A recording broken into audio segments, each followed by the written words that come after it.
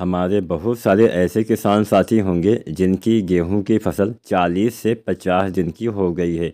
यानी 40 से 50 दिन की अगर आपकी गेहूं हो गई है तो इस अवस्था में आपको गेहूं में क्या क्या करना होता है, सबसे पहले तो हम ये जानेंगे।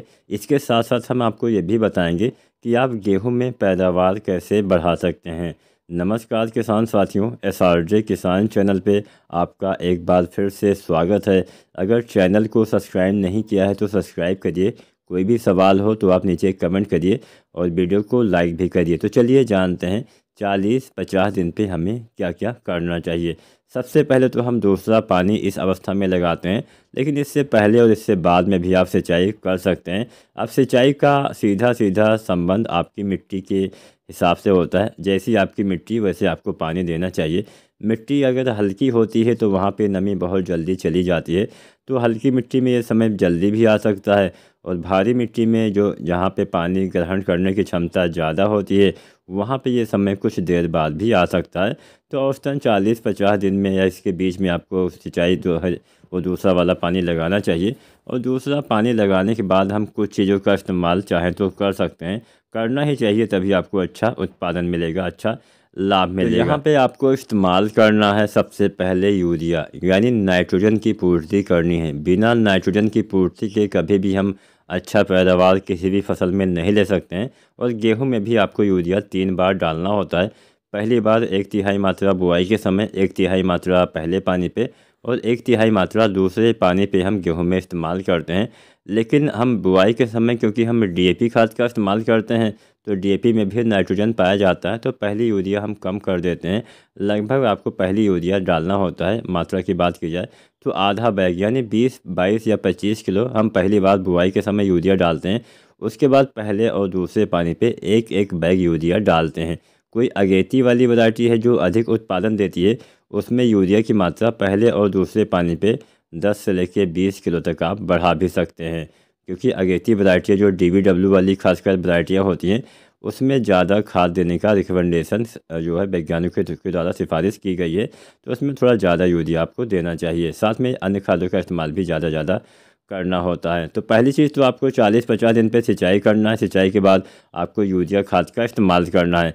अब बाई चांस आप अभी तक यानी 40-50 दिन की आपकी गेहूं हो गई है लेकिन अभी तक आपने पोटास नहीं डाला है, तो इस अवस्था में आप दूसरे पानी पे भी पोटास डाल के कुछ मात्रा में इसकी पूर्ति कर सकते हैं।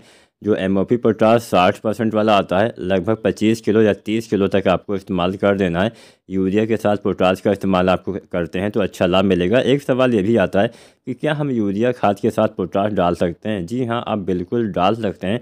बस एक बात का ध्यान, एक सावधानी बरतनी है कि इनका इस्तेमाल एक साथ किया जा सकता है। यूरिया और पोटास एक साथ डाला जा सकता है, लेकिन लंबे समय के लिए एक साथ मिला के आप रख नहीं सकते हैं। ऐसा नहीं कि हाँ आपने सुबह मिलाया और शाम को डाला, ऐसा मत करिएगा। मिलाने के बाद आपको इस्तेमाल कर देना है तो अच्छा लाभ तब मिल जाएगा। तो यूरिया और पोटास पहले पानी के बाद डालिए। उसके बाद जब बालियाँ तने के अंदर बनना चालू हो जाती हैं, गबोड़ अवस्था आ जाती है, तो NPK 05234 का इस्तेमाल करिए। इस NPK को डालने से आपके पौधे में बालियों का निर्माण बहुत अच्छे से होता है, बहुत सही से बालियों का विकास होता है। बालियों की लंबाई, बालियों की मोटाई, बालियों के अंदर दानों की संख्या में वृद्धि होती है। यहाँ पे जो फास्फोरस होता है 52% होता है और पोटेशियम इसमें 05234 में 34% होता है। तो यहाँ पे इस समय फास्फोरस ट्रांसपोर्ट का काम करता है, आपकी बालियों तक जो भोजन पहुँचाने का काम करता है। और पोटेशियम भी आपके पौधे में अच्छे से काम करता है, फल फूल दाने के विकास में पोटेशियम भी काफ़ी अच्छा काम करता है। तो 05234 1 से 1.5 किलो बालियाँ निकलने से पहले गबोड़ अवस्था में डालिए। साथ में डालिए बोरोन 20% वाला, लगभग 100 से 125 ग्राम।